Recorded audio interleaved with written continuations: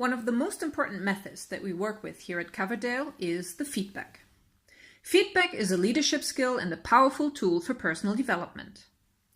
Now, we give feedback all the time, but the question is, was it deliberate?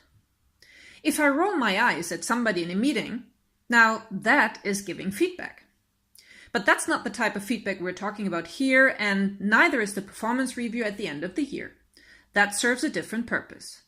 No, here we want to talk about what we here at Coverdale consider to be good feedback. So let's first think about what's the purpose of giving feedback. Well, the purpose usually is helping people to improve.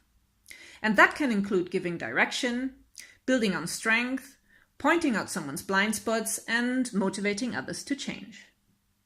And how do people improve?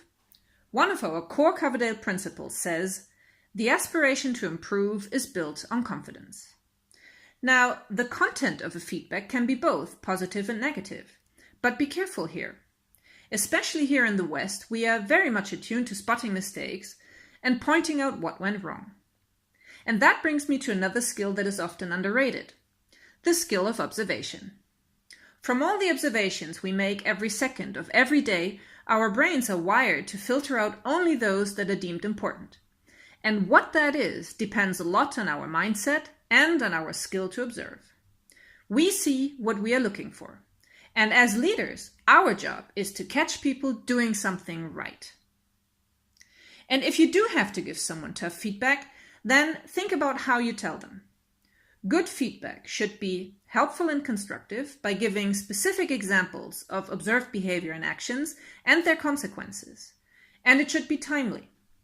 Start by reinforcing the positive, because if you start with the negative first, chances are people will not hear the positive later. And then build on this by continuing with and rather than but.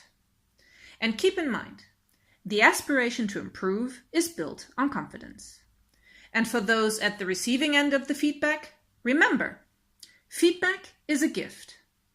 And only you decide whether you want to keep it or not.